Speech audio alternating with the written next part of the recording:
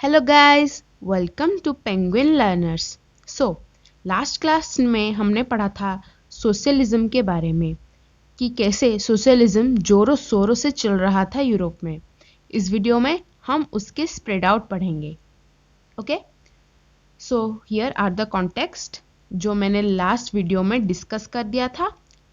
So let's get into the video. Support for socialism. So, by 1870, socialist ideas spread out in the entire Europe.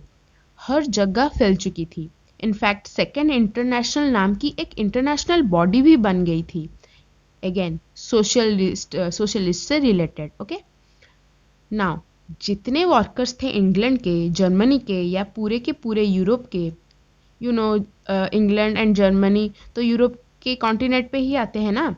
So the all workers around the Europe also get politically aware और उनको socialism बहुत अच्छा लग रहा था। And in for socialism they were fighting for better living condition, less working hours and more amount of money or wages. And all of them they were doing it by organizing themselves. तो ये है socialism की ताकत। Germany ले लो, France ले लो, Britain ले लो, ऐसे ही कुछ यूरोप के स्टेट्स में अपनी अपनी एक सोशलिस्ट बॉडी बन चुकी थी। Like some parties like social democratic party in Germany, labour party in Britain which was formed on 905, which was important party of Britain back then and आज तक भी इम्पोर्टेंट है वो labour party in Britain. Okay, and third socialist party in France. But you know what, इतने ज्यादा spread के बाद भी till 1914 means till the world war 1 कहीं पे भी सोशलिस्ट गवर्नमेंट नहीं बनी थी। 1914 तक भी गवर्नमेंट सिर्फ कंजर्वेटिव्स लोगों की ही बनी थी, people who were opposing the change, but still socialism gradually getting strong. पर आगे मामला बदलने वाला था। तो अभी चलते हैं रशियन रिवॉल्यूशन की तरफ। In last video as I told you all that the half of the chapter is about socialism and its ideologies and half of it is Russian revolution. या और हम दोनों को एक साथ क्यों पढ़ रहे हैं? क्योंकि रशियन रिवॉल्यूशन का कॉज ही सोशलिज्म था। ठीक है, तो रशिया की बात करते हैं अभी। जैसे कि फ्रेंच रिवॉल्यूशन में we studied about how was the condition of France before revolution ना, वैसे हम रशिया की बात करते हैं। ये सब यूरोप में ही चल रहा था, first France then Russia. So let's talk about Russia now. To Russia, तो रशिया में ऑटोक्रेट सार रूल कर रहा था। Autocratic means absolute rule of only one person and that was tsar Nicholas two. So tsar means king in Russian. Okay, तब Russia officially नहीं बना था, वो था रशियन एम्पायर यूरोप में, और उसमें उसमें बहुत सारी प्लेसेस थी और अलग अलग रिलीजन भी होते थे। पर तब भी majority religion was Russian Orthodox Christianity. इसके अलावा कैथोलिक्स, प्रोटेस्टेंट्स, मुस्लिम्स, बुद्धिस्ट ये सब थे। Okay, now let's talk about economic and society. Economic and society की बात करें तो Russian economic and society was very interesting. उनके वर्कर्स ले लो, पीजेंट्स ले लो, they were very different from other parts of the Europe. मैं बताती हूँ कैसे। जहाँ यूरोप में इंडस्ट्रियलाइजेशन चल रहा था, वहाँ रशिया में still 85% population was agriculturist and cultivators. दोनों तरीके के प्रोडक्शन करते थे, for themselves also, for exporting to other nation. For exporting other countries, but the point is Russia अभी भी एग्रीकल्चर प्रो कंट्री रहा, right. Industry were definitely there but like in pockets, मतलब कि एक जगह पे थोड़ी सी इंडस्ट्री दिखी गई, दूसरी जगह थोड़ी सी इंडस्ट्री दिखी गई, मतलब हर जगह में थोड़ा थोड़ा मतलब पूरे कंट्री में थोड़ा थोड़ा जगह में इंडस्ट्री दिखा गया, पूरी जगह में इंडस्ट्री नहीं था, अभी भी एग्रीकल्चर एंड कल्टीवेशन ये सब चल रहा था. तो for example Saint Petersburg and Moscow, but there were still craftsman in the society. So दो तरीके के वर्कर्स और लेबर्स थे. The one industrial worker, second craftsman worker, right. Foreign investments होने शुरू हो गए थे. This all happened during 1890s. Railway was also expanding. Coal production double हो गया था. आयरन एंड स्टील प्रोडक्शन चारों गुना हो गया था. all that cause railway facilitate to getting the raw material and also helps to transport. So that's why because of railway every production was getting expanded, like iron, steel, coal production. They were expanding all over the country and other nations also. So even after all of this, the problem was still there. First problem was the government. The government always supervise only the industries government. Industries government crafts workshop में कोई ध्यान नहीं देता था. Government सिर्फ industry workmen के ऊपर ही ध्यान देता था. In fact even after government supervision the rules got often broken. Working hours भी बहुत ज़्यादा थे for craftsman, 15 hours of work, and for industry workers 12 hours of work. There were also division between labors, like there were cotton textile workers, there were metal workers, and so on. They have different uniform also of different division sectors, and also they have different organization. Still they had some unity between them.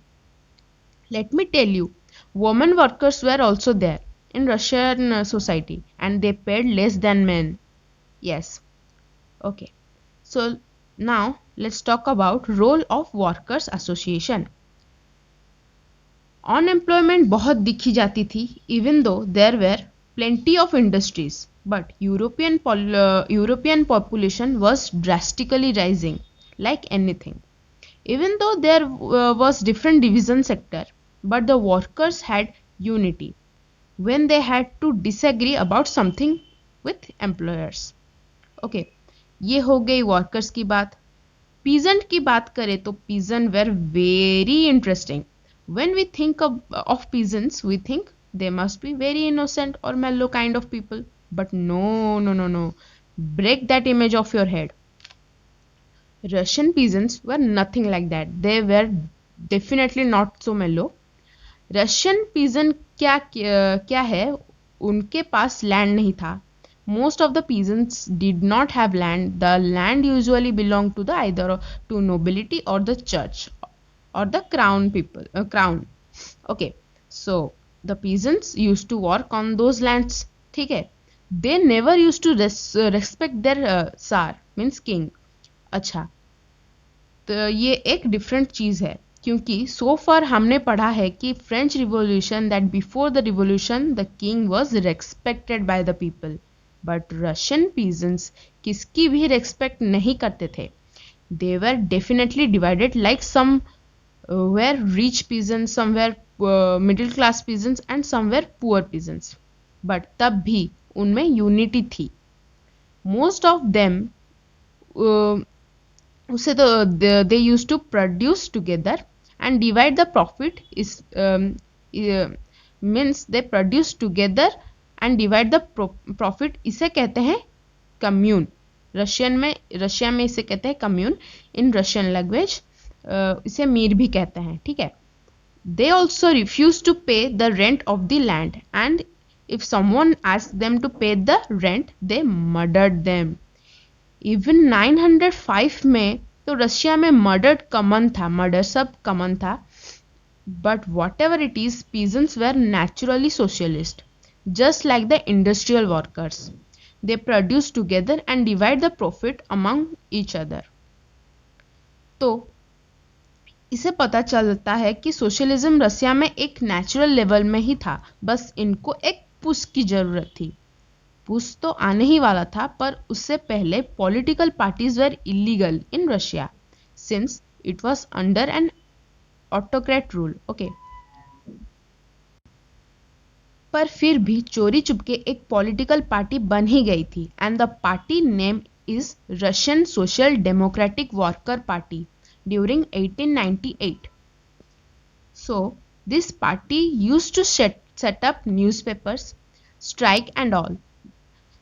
ये सब काम चोरी चुपके हो रहा था, जैसे राजा को पता ना चले। Political parties were illegal in Russia since it was for workers, so peasants had their specific concerns. So peasants become the main force of the revolution. तो उन्होंने अपना एक अलग पार्टी बना लिया था, which is Socialist Revolutionary Party during 1900। उनकी demand थी कि जो भी land nobility and rich people own करते थे, ये सब पीजेंट्स को दे दो। So the party further divided into two parts. A guy named Vladimir Lenin said peasants को revolution का force नहीं बनना चाहिए, because he realized that since peasants had a lot of division in them, like some were poor or rich, so he gave the idea to make workers as the force of revolution. ठीक है, so Socialist Revolutionary Party divided into two parts, Bolshevik and Menshevik. Okay, the head of Bolshevik became Lenin and the head of Menshevik became Marvor. So Lenin को लगता था कि party थोड़ी discipline होना चाहिए, revolution का वेट करना चाहिए, पीजेंट्स पे रिलाय नहीं करना चाहिए, and it should be open to all. We should talk about election and reforms. It was the thoughts of Lenin. So, here are the 5 points about both the group, which I discussed just now. Let's talk about 905 revolution. इतनी सारी problem चल रही थी, तो revolution तो आना ही था, right? अब 19th सेंचुरी की बात करें तो Russia was autocracy and people got so politically aware that they understood that an absolute monarch rule is wrong. तो उन्होंने क्या किया, चुपचाप अपने एक ग्रुप बना के सार के अगेंस्ट में खड़ा कर दिया। सोशल रिवॉल्यूशन में peasants, worker all were against the Tsar. Peasants, workers, Jihadists. By the way, who were Jihadists? They were Muslim reformers. They support the Muslim community in the Russia. Okay. So in 905 revolution वो होने वाला था। ये revolution एक constitution demand करता था। ये revolution करते हुए जो लोग ये रिवॉल्यूशन के साथ जो खड़े थे वो सब मिडिल क्लास लोग थे। ये रिवॉल्यूशन कैसे हुआ वो हम अब बात करेंगे। तो बात ये है कि ऑलरेडी लोग बहुत दुखी थे। 905 was a bad year for Russian peoples.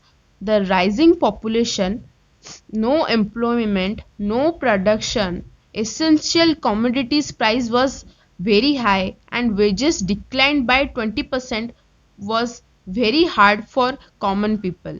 So for that reason the angry workers joined the worker association.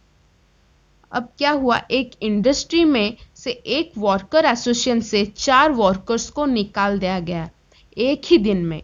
So the workers के अंदर जो गुस्सा आया, the workers get so angry, so they started a bloody Sunday. So in this bloody Sunday, 1,10,000 workers organized themselves under the lead of Father Gapon. They started marching.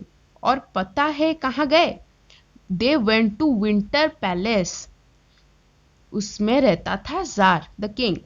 They only went to discuss about their problems, but Tsar got scared and attacked the workers by Cossacks. Cossacks means police with horses, and that's how 100 workers were killed. So much blood, wounds. That's why it's called Bloody Sunday. The workers were only demanded less working hours, a little increase in wages, etc. उस bloody Sunday के बाद aftermath, the entire Russian citizen woke up. They started to protest in every nook and corner of the country. Universities were closed, students, lawyers, doctors, engineers, everyone were protesting. Union पे union बनता जा रहा था and everyone started to demand one thing, that is constituent assembly, parliament, ये सब. ये protesting देख के जार डर गया. So he made a parliament which is called Duma in Russian language. Okay, so tsar ने पार्लियामेंट बना के परमिशन तो दे दिया था, पर वो हर 75 डेज में उसे डिसमिस करता जा रहा था. वो डरा कि उसका पावर कम ना हो जाए. he does not want his power to reduce. In fact, when third Duma met, he only make the conservative people to that member of the parliament, and also dismiss that after 75 days. और ऐसे ही कुछ issue लेकर common people में गुस्सा बढ़ता जा रहा था, और कुछ तो होने वाला था जो कि हम नेक्स्ट क्लास में डिस्कस करेंगे. So in next video we will discuss about the February revolution in Petrograd. Okay, so if you like the video, let me know in the comment section below, and please subscribe and like the video, and don't forget to click on the bell notification so you can keep yourself updated about this chapter. Okay, bye.